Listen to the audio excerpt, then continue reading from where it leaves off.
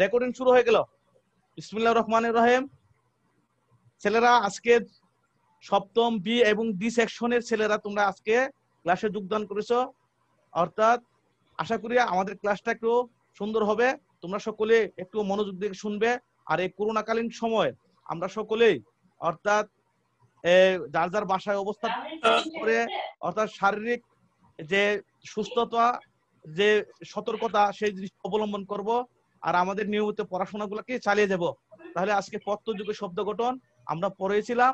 আজকে আমরা পত্তের যে শ্রেণী বিভাগের শেষ পর্যায়ে ছিলাম, হ্যাঁ, অর্থাৎ বিদেশি পত্তের আমরা আজকে যারা অনেক ডি সেকশনের যারা ছেলেরা আসছো, তোমাদের পত্তয় কি আগের ক্লাসে পড়ছো না? আচ্ছা থাকুক, আমি এরা নিচ্ছি। আমি হ্যাঁ, ওয়েটিং রুমে 3 জন আছে, আমি নিয়ে নিচ্ছি। হ্যাঁ, সমস্যা নাই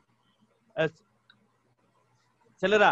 অর্থাৎ যারা ডি সেকশনে আছো, ডি সেকশনের ছাত্র যারা, তোমাদের মধ্যে থেকে বলো তোমরা কি পত্তয় পড়ছো সবগুলা? ছেলেরা পত্তয় যুগের শব্দ গঠন পড়ানো হয়েছে তোমাদের? আচ্ছা, হ্যাঁ, পড়ানো শেখ। আমরা কালকে বিদেশি পত্তয় যুগের শব্দ গঠন আমরা আলোচনা করেছি। আমরা আজকে দেখবো কতগুলো সাধারণ প্রশ্ন, কিভাবে সাধারণ প্রশ্নের সময় উত্তর দিতে হয় আমরা সেগুলো একটু আলোচনা করব। তারপর আমরা নতুন চ্যাপ্টারে যাব। অর্থাৎ দেখো, আমরা শুরু করলাম। 1 নম্বর প্রশ্ন, যে বর্ণ বা বর্ণ সমষ্টি, যে বর্ণ বা বর্ণ সমষ্টি ধাতু বা প্রাতিপদিকের সঙ্গে যুক্ত হয়ে নতুন শব্দ গঠন করে তাকে কি বলে? কি হবে ছেলেরা? প্রত্যয়। যা পরে যুক্ত হয়, যা পরে যুক্ত হয় তাকে কি বলে? প্রত্যয়।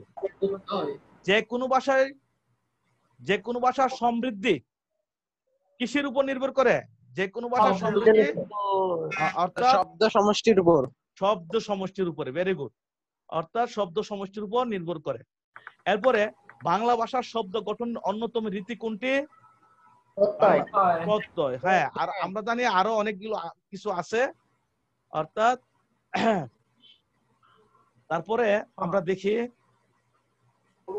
শব্দ বা ধাতুর মূলকে কি বলে বলা হয়? শব্দ বা ধাতুর মূলকে কি বলা হয় ছেলেরা? শব্দ বা ধাতুর মূলকে কি বলা হয়? প্রকৃতি। হ্যাঁ, প্রকৃতি। হ্যাঁ, প্রকৃতি।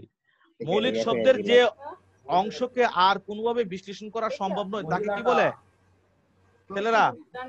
মৌলিক শব্দের যে অংশকে আর কোনোভাবে বিশ্লেষণ করা সম্ভব নয় তাকে প্রকৃতি। শব্দ কিংবা পদ থেকে প্রত্যয় ও বিভক্তি বাদ দিলে কি পাওয়া যায়? প্রকৃতি। হ্যাঁ, তারপরে প্রকৃতি কয় প্রকার? 2 প্রকার। ঠিক আছে, যদি প্রশ্ন করা হয় কি হবে? হ্যাঁ, নাম প্রকৃতি ও ক্রিয়া প্রকৃতি। নাম প্রকৃতি ও ক্রিয়া প্রকৃতি। Very good. হ্যাঁ, অর্থাৎ এরপরে যদি আমরা প্রশ্ন করি ক্রিয়া প্রকৃতির আরেক নাম কি? ধাতু। আর নাম প্রকৃতির আরেক নাম কি? সংজ্ঞা প্রকৃতি। হ্যাঁ, বিভক্তিহীন নাম শব্দকে কি বলে? বিভক্তিহীন নাম শব্দকে কি বলে? প্রাতিপদিক। Very good. হ্যাঁ, প্রাতিপদিক শব্দ কোনগুলো? এখানে একটু ইয়ে হয়েছে। প্রাতিপদিক শব্দ কোনগুলো? হ্যাঁ, দেখো, বই, কলম। হ্যাঁ, প্রাতিপদিক শব্দ কোনগুলো? বই, কলম, হাত, মাছ। আমার চেকিং করতেছো, সবাই কথা বলবে না? মিউট করো। বই, কলম, হাত, মাছ, এগুলো প্রাতিপদিক। ধাতু কোনগুলো? চল, দৃশ, নাচ, ক্রি, এগুলো হলো ধাতু। স্যার ওই প্রশ্নে কি অপশন থাকবে স্যার? 13 নম্বর প্রশ্নে অপশন থাকতে পারে, অবশ্যই আরো থাকতে পারে। ধাতু কোন? এখানে মাত্র 3টা 4টা দিয়েছি। অর্থাৎ ধাতু তো অনেকগুলা, যতগুলা আমরা বইয়ের ভিতরে যেগুলো আছে সবগুলোই ধাতু। অর্থাৎ কৃৎপ্রত্যয়ের মূল প্রত্যেকটাকে ধাতু বলা হয়। ওই জিনিসটা তোমাদের মাথায় রাখতে হবে। আমি শুধু অল্প কয়েকটা উদাহরণ দিয়েছি, বুঝতে পারছো ছেলেরা? অর্থাৎ নাম ইয়াতে প্রাতিপদিকের যেমন কয়েক 4টা উদাহরণ দিয়েছে, অর্থাৎ ধাতুরও কয়েকটা উদাহরণ দিয়েছি মাত্র, বুঝতে পারছো? এই জিনিসগুলো একটু মনে রাখবে। প্রত্যয় কয় প্রকার? 2 প্রকার স্যার। প্রধানত 2 প্রকার। প্রত্যয় প্রধানত 2 প্রকার। কৃৎপ্রত্যয় কয় প্রকার? দুই প্রকার, কীট প্রত্যয় দুই প্রকার। সংস্কৃত কীট হ্যাঁ, প্রত্যয়, বাংলা কীট প্রত্যয়। বাংলা কীট প্রত্যয়, very good। দুই প্রকার। তদ্ধিত প্রত্যয় কয় প্রকার? তো তিন প্রকার স্যার, হ্যাঁ, কি কি? সংস্কৃত তদ্ধিত প্রত্যয়, বাংলা হ্যাঁ। তদ্ধিত প্রত্যয়, বিদেশি তদ্ধিত প্রত্যয়। Very good. এরপরে দেখি আমরা কি রে বাবা, এত ছেলে থেকে আসতেছে রে বাবা। স্যার 100+ হওয়ার কথা স্যার। হয়েছে 70 হয়েছে মাত্র। 100+ হবে না, কেন 70 হইলো এতক্ষণে? 100+ কোনোদিনই হয় না। আচ্ছা, আমরা দেখি তাহলে করণীয়, স্মরণীয়, কীর্তি ও দৃষ্টি কোন পত্র যুগে গঠিত শব্দ এগুলা? এই যে করণীয়, সংস্কৃত, স্মরণীয়, হ্যাঁ, সংস্কৃত কীট প্রত্যয়। শুধু সংস্কৃত বললে হবে না, সংস্কৃত তদ্ধিত প্রত্যয় আছে, এর জন্য সংস্কৃত কীট প্রত্যয়। করণীয়, স্মরণীয়, কীর্তি ও দৃষ্টি, শুধু এই চারটা নয়, আরো কিন্তু আছে। সংস্কৃত কীট প্রত্যয় কি ছেলেরা? আরো অনেকগুলো আছে। হ্যাঁ, প্রশ্নটা কি হতে পারে, স্ক্রিনশট প্রশ্নটি কি হতে পারে সেই জিনিসটা শুধু স্যারে আলোচনা করতেছি। তারপরে পর, নাচন, নিরানি, মিশুক ও ঘাটতি কোন পত্র যুগে গঠিত শব্দ? বাংলা কীট প্রত্যয় যুগে। অর্থাৎ আরো কিন্তু কীট প্রত্যয় আছে, অর্থাৎ আরো কীট প্রত্যয় আছে, বাংলা কীট প্রত্যয় আছে, সেই জিনিসগুলো মনে রাখতে হবে। মানব, রামায়ণ, আক্ষরিক, ধ্বনি ও হস্তে কোন পত্র যুগে গঠিত শব্দ? সংস্কৃত তদ্ধিত বাংলা কীট, না না, বাংলা ও স্যার, ওইগুলা পর, নাচন, নিরানি, মিশুক, গার্তে, এগুলো হলো বাংলা কীট প্রত্যয়। আর মানব, রামায়ণ, আক্ষরিক, ধ্বনি, হস্তি কোন পত্র যুগে গঠিত শব্দ? সংস্কৃত তদ্ধিত পত্র যুগে। সংস্কৃত তদ্ধিত পত্র যুগে গঠিত কোনগুলো? তারপর কি আসবে? আরো জলীয়, মনুষ্যত্ব, ধনবান, জ্ঞানবান, বুদ্ধিমান, ধীমান। অর্থাৎ আমি দুইভাবে প্রশ্ন হতে পারে সেইভাবে আমি দিয়েছি। এরপরে দেখো নুলক, দিগল, কানাই, গামাছি, কুমার, জলময় কোন পত্র যে গঠিত শব্দ? তাহলে বাংলা তদ্ধিত প্রত্যয়, বাংলা তদ্ধিত প্রত্যয়। হ্যাঁ, এরপরে দেখো বাবুয়ানা, ছাপাখানা, কারিগর, নেশাখোর কোন পত্র যুগে গঠিত শব্দ? বিদেশি তদ্ধিত প্রত্যয়। এই হলো তোমাদের আমাদের এই প্রশ্ন, গতকালের যে প্রশ্নটা আমরা পড়েছি সেগুলো উত্তর হবে। আজকে আমরা পড়াবো অর্থাৎ সপ্তম শ্রেণী বাংলা দ্বিতীয় পত্রের সমচ্ছরিত ভিন্নাত্মক শব্দ যুগে। বলো স্যার, লাস্টের একটু দিবেন স্যার, লাস্টে একটু স্ক্রিনশট নিতাম স্যার। হ্যাঁ, হবে তাহলে হবে। এখানে জাস্ট কয়েকটা, আরো কিন্তু আছে, অনেক প্রশ্ন হবে। আর পরে আমি যে তোমাদের, হ্যাঁ, আমি যে তোমাদেরকে ওইখানে যে প্রশ্নগুলো দিয়েছি, এই যে এরকম বাবু যোগ আনা, হ্যাঁ, আনা কোন প্রত্যয় হইতে পারে, যে প্রশ্ন করতে পারি, বুঝতে পারছো? বা কোন বাবু আনা শব্দের অর্থাৎ প্রকৃতি প্রত্যয় কি হবে? তাহলে বাবু যোগ আনা, এরকম তুমি এরকম জিনিসগুলো তোমরা ওগুলো পড়তে হবে। ওগুলো কিন্তু আমি স্যারের প্রশ্ন উল্লেখ করি নাই, এই জিনিসগুলো কিন্তু মনে রাখতে হবে তোমাদের। বলো, এখন আমরা পড়বো সমচ্চারিত ভিন্নাত্মক শব্দ। তাহলে স্যার একটা প্রশ্ন ছিল স্যার। বলো স্যার, ধাতু আর প্রকৃতির মধ্যে পার্থক্য কি স্যার? ধাতু আর প্রকৃতির মধ্যে তেমন বেশি একটা পার্থক্য নেই। অর্থাৎ প্রকৃতির আরেক নাম হয়ে যায় কি ধাতু। অর্থাৎ ধাতু, আমি বলি ধাতু হলো, প্রকৃতি হলো নাম, প্রকৃতি হইতে নামবাচক শব্দের মূল অংশ হলো প্রকৃতি বলে, ক্রিয়াবাচক শব্দের মূল অংশকে অর্থাৎ প্রকৃতি বলে। ধাতু হলো ক্রিয়াবাচক শব্দের মূল অংশ। ধাতু হলো কি ক্রিয়াবাচক শব্দের মূল অংশ। বুঝতে পারছো বিষয়টা? অর্থাৎ সে হলো ক্রিয়া প্রকৃতি। অর্থাৎ প্রকৃতি দুই প্রকার, একটা হলো নাম প্রকৃতি, একটা ক্রিয়া প্রকৃতি। ক্রিয়া প্রকৃতি হলো ধাতু। এখন বুঝতে পারছো? ক্রিয়া প্রকৃতি হলো ধাতু, এই জিনিসটা মনে রাখবে। আর নাম প্রকৃতি হলো, বুঝতে পারছো, প্রকৃতি দুই প্রকার, নামবাচক শব্দের মূল অংশ নাম প্রকৃতি। প্রকৃতি দুই প্রকার, মনে রাখবে। হ্যাঁ, বলো বলো বলো। মানে স্যার সব প্রকৃতি ধাতু না? হ্যাঁ, না না না, নামবাচক যেগুলা এগুলো ধাতু না। অর্থাৎ ক্রিয়াবাচক শব্দের মূল যেগুলা ওইগুলা হলো ধাতু।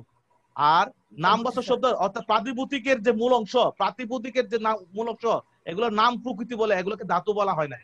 বুঝতে পারছো পার্থক্যটা? জি স্যার। হ্যাঁ, এখন আমরা চলে যাই অর্থাৎ সমোচ্চারিত বিন্যাক্ত শব্দ। এই সমোচ্চারিত বিন্যাক্ত শব্দ তোমাদের সিলেবাসে আছে, আমরা আগে আলোচনা করি। বাংলা ভাষা এমন কতগুলো শব্দ আছে যাদের উচ্চারণ এক অথবা প্রায় একই কিন্তু বানান ও অর্থ ভিন্ন। অর্থাৎ আমরা বাংলা ক্লাস, তোমরা ক্লাস 4 থেকে পড়ে আসতেছো, বাংলা ভাষা এমন কতগুলো শব্দ আছে যে শব্দ সমূহ অর্থাৎ কি উচ্চারণ প্রায় একই ধরনের, কিন্তু বানান এবং অর্থ এদের কি হয়ে যায়, ভিন্ন হয়ে যায়। যেমন বাংলা ভাষায় 3টা স আছে, তালেবাস স, মূর্ধন্য স, দন্তাস স। আবার 2টা জ আছে, অন্ত্যেষ্টা জ, বর্গীয় জ, ঝ। এরকম দন্তান্ন 2টা আছে, দন্তান্ন, মধ্যাহ্ন, কিন্তু উচ্চারণ প্রায় একই। কিন্তু যখন আমরা শব্দে ব্যবহার করি তখন অর্থ ও বানানের কি হয়ে যায়, পার্থক্য হয়ে যায়। তাহলে লিখিত রূপ ছাড়া মৌখিক উচ্চারণে এসব শব্দের অর্থ পার্থক্য নির্ণয় করা কষ্টসাধ্য। অর্থাৎ লিখিত রূপ ছাড়া এগুলোর অর্থ কি পার্থক্য নির্ণয় করা অনেক কষ্টসাধ্য হয়। যেমন অন্ন আর অন্ন উচ্চারণ প্রায় একই, এই অন্ন অর্থ কি, নয় অর্থ কি, অন্ন অর্থ কি, এই অন্ন শব্দটির অর্থ কি, খাবার বা ভাত। আর অন্ন ও দন্তন্য জফালা শব্দটির অর্থ কি, অপর। তাহলে হ্যাঁ, অর্থ প্রায় অর্থাৎ উচ্চারণ প্রায় এক কিন্তু অর্থ কি হয়ে গেল, ভিন্ন হয়ে গেল। আমরা এ ধরনের অনেকগুলো শব্দ পাবো। এ ধরনের শব্দ সমূহকে সমুচ্চারিত বিন্যাক্ত শব্দ বলা হয়। বুঝতে পারছো? ভাবের যথাযথ অর্থের দিকে দৃষ্টি রেখে সমুচ্চারিত শব্দের প্রয়োগ সম্পর্কে সচেতনতা আবশ্যক।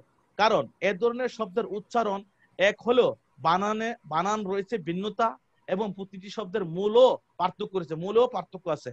এর জন্য শব্দগুলোর মধ্যে ব্যাপকভাবে অর্থ পার্থক্য ঘটে, আর এর জন্য এগুলো আমাদের জানা উচিত।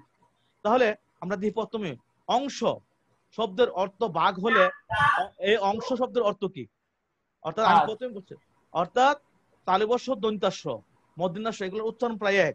তাহলে প্রথম অংশ তালিবর্ষ দিয়ে এই অংশের অর্থ ভাগ, আর দন্তাস্য অংশ দিয়ে অর্থ কি, কাঁধ। খেয়াল করে দেখছো? হ্যাঁ, এটা আবার ভিন্নভাবে আসতে পারে। যদি অংশ শব্দের অর্থ কাঁধ হয় তাহলে এই অংশ অর্থ কি, উল্টা একই জিনিস কি হইতে পারে, ভিন্ন রকম হতে পারে প্রশ্নটা। অনু অদন্তন্য অনু রুসুকার শব্দের অর্থ হলো সব কি, প্রচ্ছদ। আর ও মধ্যাহ্ন রুসুকার অনু শব্দের অর্থ কি, তাহলে কি হবে, বস্তুর ক্ষুদ্রতম অংশ।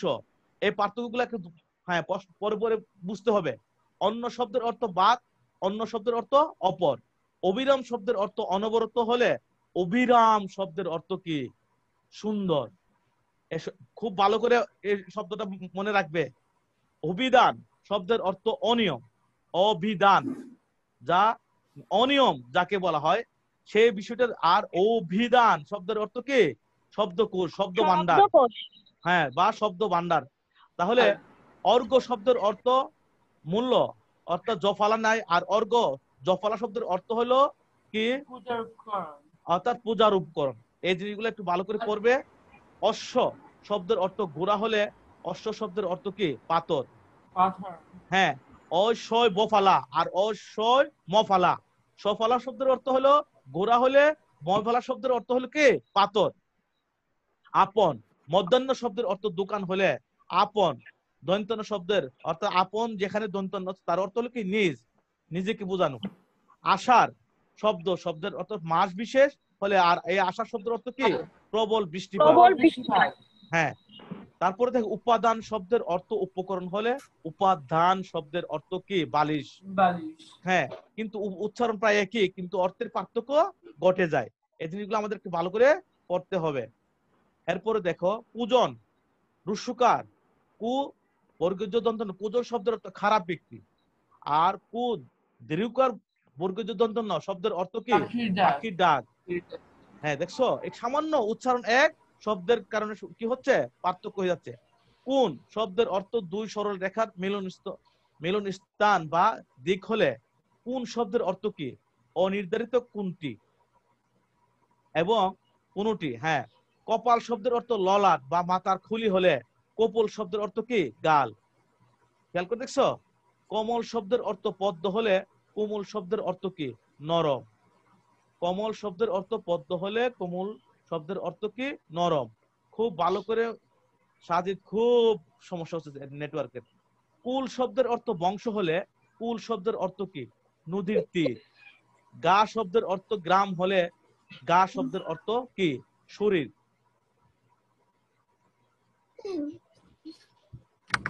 জ্যেষ্ঠ শব্দের অর্থ অগ্রজ বা বড় হলে জ্যেষ্ঠ শব্দের অর্থ হলে, আর জ্যৈষ্ঠ শব্দের অর্থ কি? মাস বিশেষ। অর্থাৎ বাংলা মাসের দ্বিতীয় মাসকে কি বলা হয়? তৃতীয় মাসকে জ্যৈষ্ঠ। এরপরে দেখো, দিন শব্দের অর্থ দিবস হলে দিন শব্দের অর্থ কি? দরিদ্র। দরিদ্র। হ্যাঁ। এরপরে দেখো, দ্বীপ শব্দের অর্থ জল বিশিষ্ট স্থান হলে দ্বীপ শব্দের অর্থ কি? হাতি। অর্থাৎ জল বিশিষ্ট হাতি। অর্থাৎ এরপরে দেখো, নীর শব্দের অর্থ জল হলে নীর শব্দের অর্থ কি? পাখির বাসা। এই দুটা কিন্তু খুবই গুরুত্বপূর্ণ, খুবই গুরুত্বপূর্ণ, ভালো করে মনোযোগ দিয়ে পড়বে। দ্বীপ শব্দের 19 নম্বরটা খুব গুরুত্বপূর্ণ, 18 নম্বরও খুব গুরুত্বপূর্ণ, ভালো করে পড়বে। পানি উচ্চারণ শব্দের অর্থ জল হলে পানি, মধ্যাহ্ন রুশিকার, পানি শব্দের অর্থ কি? হাত। দেখছো? হ্যাঁ, এগুলো আমাদের পড়তে হবে, বেশি করে জানতে হবে। এরপরে দেখো, বিনা শব্দের অর্থ ব্যতীত হলে বিনা শব্দের অর্থ কি? বাদ্যযন্ত্র। রুশিকার বিনা, আর এখানে কি বদ্রিকার বিনা, মধ্যাহ্ন বিনা শব্দের অর্থ বাদ্যযন্ত্র বেশি। ভাষা শব্দের অর্থ একটু উপরে নেবেন স্যার, একটু উপরে। মানে ওদিকে যাব? কত নম্বর ইয়েস পর্যন্ত? স্যার। হ্যাঁ স্যার, এই জায়গা হলো? জি স্যার, হয়েছে। জি স্যার। বিনা শব্দের অর্থ ব্যতীত হলে বিনা শব্দের অর্থ কি? বাদ্যযন্ত্র। ভাষা শব্দের অর্থ ভাসমান থাকা হলে ভাষা শব্দের অর্থ কি? বা প্রকাশক উক্তি বা সংকেত। খুব ভালো করে পড়বে এগুলা। এরপরে দেখো, বাড়ি শব্দের অর্থ খুব হলে বাড়ি শব্দের অর্থ কি? বেশি ওজন। মুখ শব্দের অর্থ মুখমণ্ডল হলে মুখ শব্দের অর্থ কি? বোবা, যে কথা বলতে পারে না, অর্থাৎ বাক প্রতিবন্ধী যাকে বলা হয়। জ্যোতি শব্দের অর্থ বিরাম চিহ্ন বা স্থান হলে জ্যোতি শব্দের অর্থ কি? মুনি বা সন্ন্যাসী। 26 নাম্বারটা খুব ভালো করে পড়বে। জ্যোতি শব্দের অর্থ বিরাম চিহ্ন বা স্থান হলে জ্যোতি শব্দের অর্থ কি? মুনি বা সন্ন্যাসী। হ্যাঁ। এরপরে দেখো, লক্ষ শব্দের অর্থ শত সহস্র হলে লক্ষ শব্দের অর্থ কি? উদ্দেশ্য। অর্থাৎ লক্ষ জফালা যেখানে নেই সেখানে হলো কি? শত সহস্র, 1 লক্ষ। বুঝতে পারছো? আর বলি যে এরকম, আর লক্ষ জফালা থাকলে ধরে নিব উদ্দেশ্য। এই পার্থক্যটা খুব সূক্ষ্ম, মনে রাখতে হবে, এটা জীবনে অনেক ক্ষেত্রে কাজে লাগবে। সজ্জা, সজ্জা শব্দের অর্থ বিছানা হলে সজ্জা শব্দের অর্থ কি? বেশভূষা। সূচি শব্দের অর্থ পবিত্র। বলো, কে প্রশ্ন করতে চাচ্ছিলে? বলো। সূচি শব্দের অর্থ পবিত্র হলে সূচি শব্দের অর্থ মানে কি? বেশভূষা মানে কি? পোশাক পরিচ্ছদ, তোমরা যে পরো, অর্থাৎ সাজুগুজু আমরা যাকে বলি। বুঝতে পারছো? হ্যাঁ। এরপরে দেখো, সূচি শব্দের অর্থ পবিত্র হলে সূচি শব্দের অর্থ কি? বিষয় তালিকা। স্বর্গ শব্দের অর্থ হলো দেবলোক হলে স্বর্গ শব্দের অর্থ কি? অধ্যায় বা পরিচ্ছেদ। সাক্ষ্য শব্দের অর্থ অক্ষর জ্ঞান সম্পন্ন হলে সাক্ষ্য শব্দের অর্থ কি? সই বা দস্তখত। দেখেছো? আমি আশা করব তোমরা এই জিনিসগুলা ভালো করে পড়ে ফেলবে। এরপরে আমরা এরপরে আমরা আসবো কি ব্যাপার?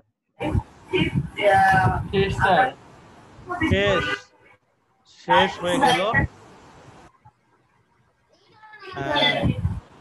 আমাদের। শেষ আমাদের না ক্লাস দ্বারা আমার যে তাহলে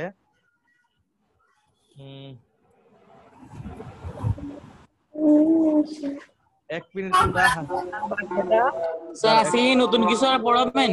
হ্যাঁ, ইয়াটা পরে বাগদাটা পরে ফেলি।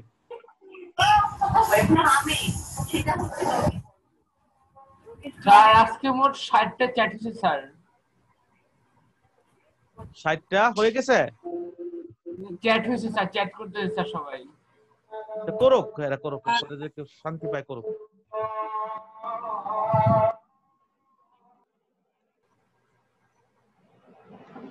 স্ক্রিনশট তুলে পাঠিয়ে দেব।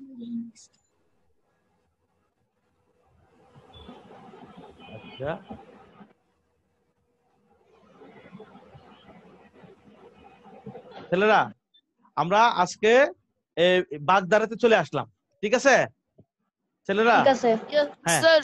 হ্যাঁ, তা আমাদের বলো বলো। কিছু না স্যার। আচ্ছা, এই যে বাগধারা, আমরা বাগধারা কি আমরা একটু পড়ে নিই, তারপরে দেখি। বাগধারা মূলত বিশিষ্ট অর্থবোধক এক ধরনের বাক্যাংশ বা শব্দগুচ্ছ। যদি বলা হয় বাগধারা মূলত কি, তাহলে তোমরা কি বলবে? এক ধরনের বাক্যাংশ বা শব্দগুচ্ছ। বাগধারা শব্দের অর্থ কথা বলার বিশেষ ঢং বা রীতি। তাহলে যদি বলা হয় বাগধারা শব্দের অর্থ কি, তাহলে বিশেষ ঢং বা রীতি। বাগধারার সাহায্যে বিশেষ ধরনের অর্থবোধক শব্দ বা শব্দগুচ্ছ গঠিত হয়। বাগধারা ইংরেজিতে কি বলা হয়? ইডিয়ম শব্দের সমার্থক। ইডিয়ম। হ্যাঁ, এরপরে পৃথিবীর সব ভাষাতে বিশিষ্ট অর্থবোধক শব্দ বা শব্দগুচ্ছর সাক্ষাৎ পাওয়া যায়, দেখতে পাওয়া যায়। বাংলাতেও অজস্র বাগধারা কে আছে। বাংলা ভাষার অনেক শব্দই তাদের নিজস্ব অর্থ ছাড়াও বিশিষ্ট অর্থ ব্যবহৃত হয়। এ ধরনের অর্থ অধিকাংশ ক্ষেত্রে ইঙ্গিত বহ ও সূক্ষ্ম তাৎপর্যমণ্ডিত। যেমন অর্ধচন্দ্র বলতে অর্ধেক চাঁদ না বুঝিয়ে গলা ধাক্কা বোঝায়। অর্ধচন্দ্র এর আবিধানিক অর্থ শব্দগত অর্থ কি, অর্থাৎ অর্ধেক চাঁদ বোঝায়, কিন্তু তার বিশেষ ভাব অর্থ কি দাঁড়ায়? গলা ধাক্কা বোঝায়। অনুরূপ তাসের ঘর বলতে তার দ্বারা নির্মিত গড় না বুঝায়া তার দ্বারা না বুঝায় ক্ষণস্থায়ী বোঝায়, কোনো কিছুকে কিছুকে বোঝায়। সুতরাং আক্ষরিক অর্থকে ছাপিয়ে যখন কোন শব্দ বা শব্দগুচ্ছ বিশেষ অর্থ প্রকাশ করে, তখন তাকে বলা হয় বাগধারা বলে। অর্থাৎ আক্ষরিক অর্থ, আক্ষরিক অর্থ কোনটা? অর্ধচন্দ্র থেকে অর্ধেক ছাদ না বুঝে কি বিশেষ অর্থ গলা ধাক্কা বোঝাচ্ছে। তাসের ঘর আক্ষরিক অর্থ কি? অর্থাৎ তার দ্বারা নির্মিত গণ না বুঝে ক্ষণস্থায়ী বোঝাচ্ছে, এরকম যদি বোঝায় তাকে বলা হয় বাগধারা। বাগধারা ভাষা ব্যবহারের দীর্ঘ অভিজ্ঞতা থেকে উৎসারিত। তাহলে বাগধারা কি? অর্থাৎ ভাষা ব্যবহারের দীর্ঘ অভিজ্ঞতা থেকে উৎসারিত। এর নিপুত্তে ব্যক্তি বা সামাজিক নানা ঘটনা বা প্রসঙ্গ যুক্ত হয়ে থাকে। বাগধারা ভাষার একটি গৌরবময় ঐতিহ্য। যদি বলা হয় বাগধারাকে ভাষার কি বলা হয়, কিসের ঐতিহ্য বলা হয়? গৌরবময় ঐতিহ্য। যে জাতির ভাষা যত প্রাচীন, সে জাতির ভাষার বাগধারা তত বেশি, ব্যবহার তত বেশি। তাহলে যে জাতির ভাষা যত প্রাচীন, সে জাতির ভাষায় বাগধারা তত, বাগধারার ব্যবহার তত বেশি। বাংলা ভাষার কি হাজার বছর ঐতিহ্য রয়েছে, বাংলা ভাষা কি হাজার বছর পুরানো। তাই বাঙালির মননগত অভিব্যক্তি প্রকাশের জন্য অজস্র বাগধারা সৃষ্টি হয়েছে। বাগধারা মননগত মানে কি স্যার? মননশীলতা অর্থে ভাবগত, অর্থাৎ ভাব প্রকাশের ক্ষেত্রে অনেক গুরুত্বপূর্ণ ভূমিকা পালন করে, ওই সৌন্দর্য প্রকাশের সৃষ্টি করে। বাগধারা ভাষার সৌন্দর্য, আর 10 মিনিট সময় আছে। বাগধারা ভাষার সৌন্দর্য সৃষ্টি সহায়ক। অর্থের স্পষ্টতা, ভাবের ব্যঞ্জনায়, বক্তব্যের আকর্ষণ সৃষ্টিতে বাগধারার গুরুত্ব ও প্রয়োজনীয়তা অপরিসীম। এই আকর্ষণ বানানটা মধ্যনাস হবে, দন্তাংশ না হয় ছেলেরা। বাগধারার যথাযথ প্রয়োগ ভাষা সুললিত, সুষমমণ্ডিত ও প্রাণবন্ত হয়ে ওঠে। এখন আমরা বাগধারাতে আসি তোমাদের। অর্থাৎ বাগধারাগুলা কিরকম হইতে পারে, দেওয়া থাকলো এরকম একটা বাক্য দেওয়া থাকলো, গণপিটুনিতে পকেটমার অক্কা পেল। এই বাক্যের অক্কা পাওয়া, এই অক্কা পাওয়া অর্থ কি? মরে যাওয়া। মরে যাওয়া। হ্যাঁ,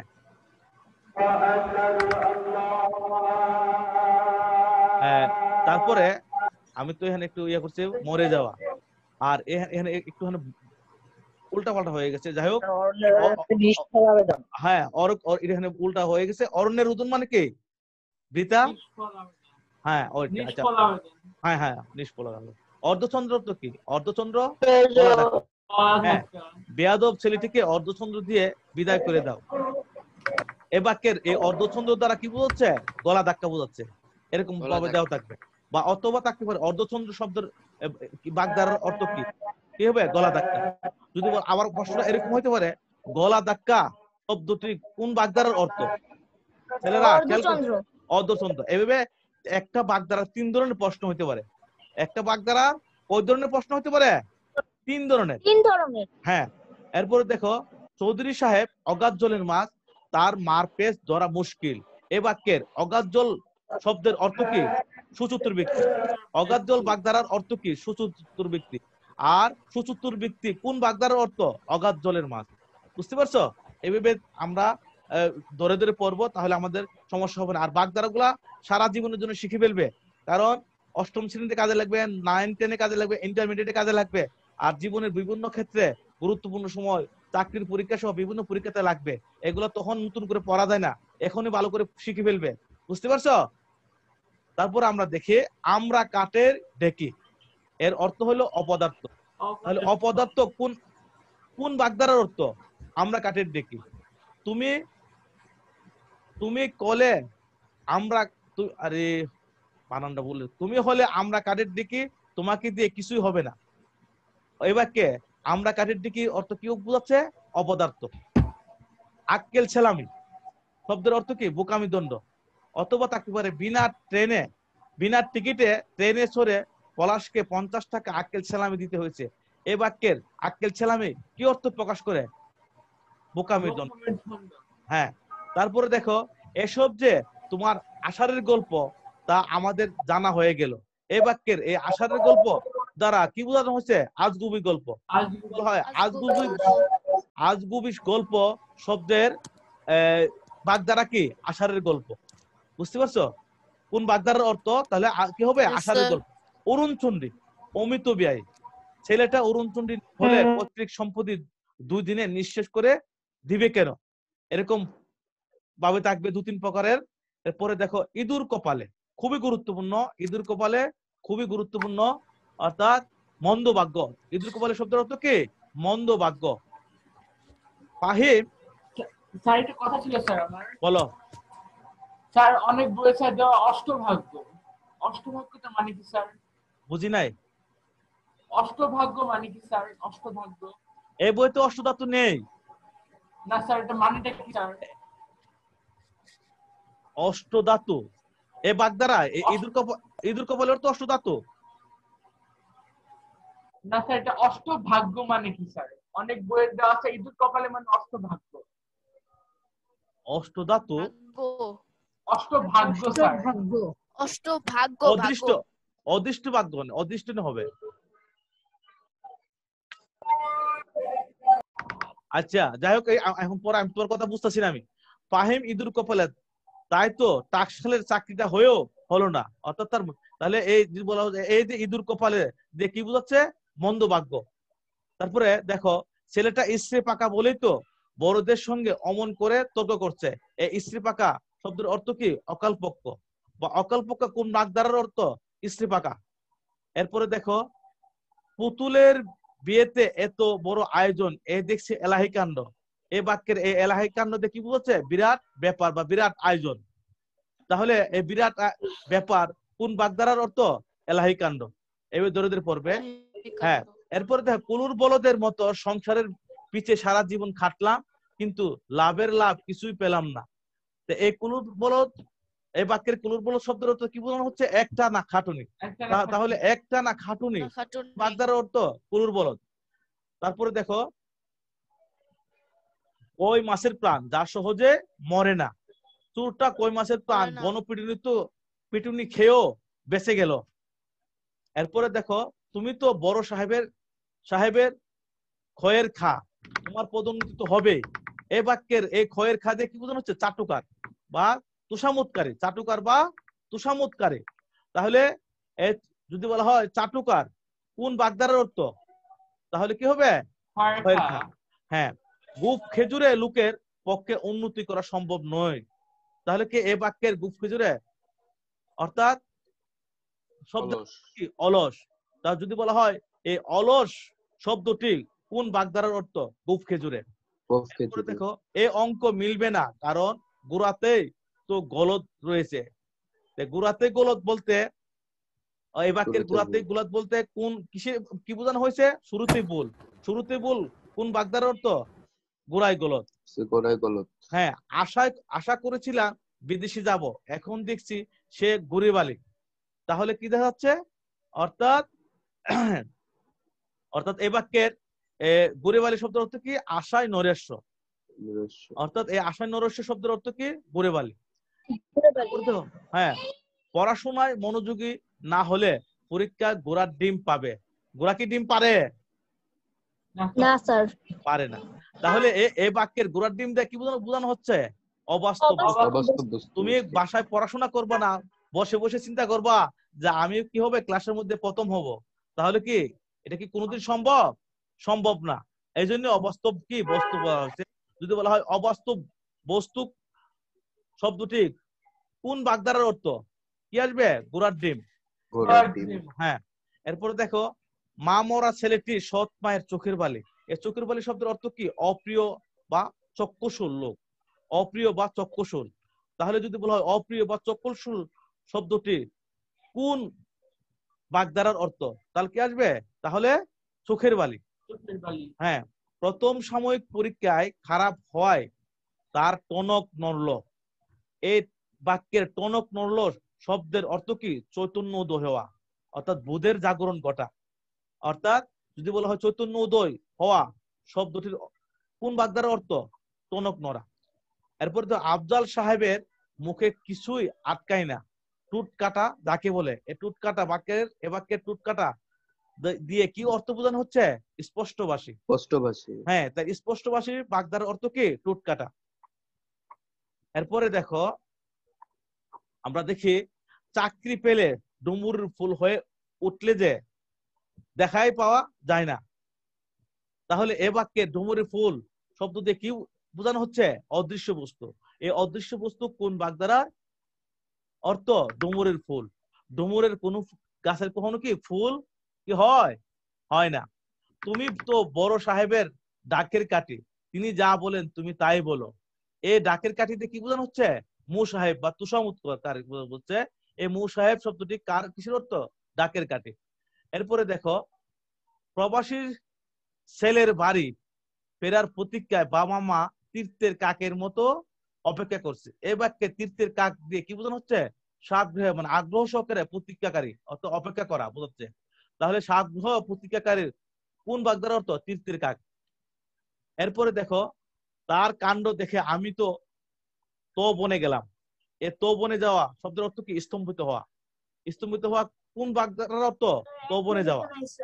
হ্যাঁ, ম্যানেজারের সাথে আজমল সাহেবের খুব দহরম মহরম। এ বাক্যের দহরম মহরম দ্বারা কি বোঝানো হচ্ছে? ঘনিষ্ঠতা। ঘনিষ্ঠতা কোন বাগধারার অর্থ? দহরম মহরম। টাকা থাকলে দুধের মাছির অভাব নেই। এ বাক্যের দুধের মাছির দ্বারা কি বোঝানো হচ্ছে? সুসময়ের বন্ধু। তাহলে সুসময় কোন বাগধারার অর্থ? দুধের মাছি। সমাজে দামাদরা লোকের অভাব নাই। দামাদরা, এ বাক্যের দামাদরা শব্দ ধরে কি বোঝানো হচ্ছে? চাটুকারিতা। তাহলে চাটুকারিতা কোন বাগধারার অর্থ? দামাদরা। এরপর দেখো, জাবেদ জমি বিক্রির টাকাগুলো নয় সই করে ফেললো। তাহলে এবার